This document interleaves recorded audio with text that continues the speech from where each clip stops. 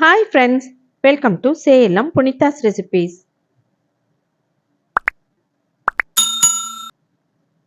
இன்னைக்கு கறிவேப்பிலை பொடி எப்படி செய்கிறதுன்னு பார்ப்போம்.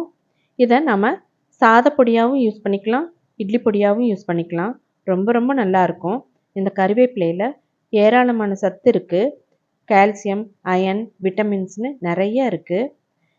நாம் சாம்பார் ரசத்துல எல்லாம் போட்டால் நம்ம எடுத்து வச்சிருவோம். இந்த மாதிரி பொடி பண்ணி சேர்த்துறப்ப நம்ம நிறைய உள்ள நம்ம எடுத்துப்போம். அதனால் இந்த பொடி அவ்வளோ நல்லது நமக்கு. நம்ம நிறையா கறிவேப்பிலை வாங்கிட்டு அதை நல்லா உருவி போட்டு நல்லா வாஷ் பண்ணிவிட்டு ஒரு டவலில் நிழல்லையே காய வச்சு எடுத்து வச்சுக்கணும். நல்லா இந்த மாதிரி காஞ்சிருச்சு. நம்ம நிழலில் தான் காய வைக்கணும். அப்போ தான் அதனோட சத்துக்கள்லாம் அதுலேயே இருக்கும். வெயிலில் காய வைக்கக்கூடாது. நம்ம இதை கொஞ்சமாக வறுத்தாவே போதும், கிறிஸ்பியாக ஆகிடும். இப்போ நான் இந்த பொடி செய்கிறதுக்கு 1 கப் அளவுக்கு துவரம்பருப்பு எடுத்துட்ருக்கேன். அதே அளவு பாசிப்பருப்பும் எடுத்துக்கணும். நான் இதுக்கு கடலைப்பருப்பும் உளுத்தம்பருப்பும் சேர்த்துல. ஏன்னா சாதப்பொடியாகவும் சேர்த்துறப்ப அதை சேர்த்துனா அவ்வளோ டேஸ்ட் நல்லா இருக்காது. அதனால் நான் இது 2 மட்டும் யூஸ் பண்ணியிருக்கேன். இதுக்கு காரத்துக்கு 10 வரமிளகாய் எடுத்துட்ருக்கேன். ஜாஸ்தியாக இருக்குதுன்னு நினச்சா 2 கம்மி பண்ணிக்கலாம், இல்லை குறைச்சலாக இருக்குதுன்னு நினச்சா 2 கூட்டிக்கலாம். அதே போல் இதுக்கு நாம் புளி போட்டு அரைக்கணும். நான் பெரிய சைஸ் நெல்லிக்காய் அளவுக்கு புளி எடுத்துட்டு நல்லா அதை காய வச்சு எடுத்து வச்சுருக்கேன். 1 டீஸ்பூன் பால் பெருங்காயம், தேவையான அளவுக்கு உப்பு. நான் 1 டீஸ்பூன் எடுத்து வச்சுருக்கேன். பத்தலைன்னா கூட்டிக்கலாம், ஜாஸ்தியாக இருந்தால் கம்மியாக சேர்த்துக்கலாம். இப்போது வெறும் வாணலியில் துவரம்பருப்பை சேர்த்துட்டு மீடியம் ஹீட்டில் நல்லா கைவிடாமல் வறுக்கணும். கருகாமல் பார்த்துக்கணும். நல்லா செவக்க வறுத்துட்டு நாம் அதை ஒரு பேப்பரில் கொட்டி ஆற வைக்கலாம். ஆற வச்சுட்டு தான் நம்ம அரைக்கணும். ஆறின பிற்பாடு தான் நம்ம வறுத்த பொருட்கள்லாம் கிறிஸ்பியாக ஆகும். அப்போ அரைக்கிறதுக்கு ஈஸியாக இருக்கும்.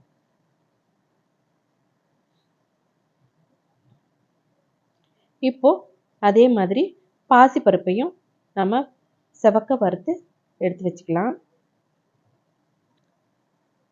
இப்போ பாருங்கள், ரெடி ஆகிடுச்சு. இப்போ இதையும் அதே பேப்பரில் போட்டி வச்சிடலாம். இப்போ புளியவும் லைட்டாக வதக்கி வச்சுக்கலாம். லைட்டாக வதக்குனாவே இது நல்லா கிறிஸ்பியாக வர மாதிரி ஆகிடும். அதை அப்படியே அரைச்சிக்கலாம். நம்ம மொறுன்னு புளியை வறுக்க முடியாது. இப்போ 2-3 ட்ராப்ஸ் எண்ணெய் சேர்த்துட்டு அதில் மிளகாவை போட்டு கருகாமல் வறுத்துக்கலாம். மிளகாய் கொஞ்சம் புஷ்ஷுன்னு ஆனாவே போதும், அது ஆறுனது கிறிஸ்பியாக ஆகிடும். அதே மாதிரி உப்பையும் சேர்த்து வறுத்தெடுத்துக்கலாம். இதை எல்லாத்தையுமே ஒரு பேப்பரில் போட்டு வச்சுக்கலாம். இப்போ சூடாக இருக்கிறப்பவே நம்ம பெருங்காயத்தூளையும் இதோடு சேர்த்துக்கலாம். பெருங்காயத்தூள் ஏற்கனவே வறுத்து அரைச்சி வச்சுருக்கிறதுனால நம்ம வறுக்கணும்னு அவசியம் இல்லை. கறிவேப்பிலையும் நம்ம அதே மாதிரி வெறும் வாணலியில் நம்ம ஃப்ரை பண்ணி எடுத்து வச்சுக்கலாம்.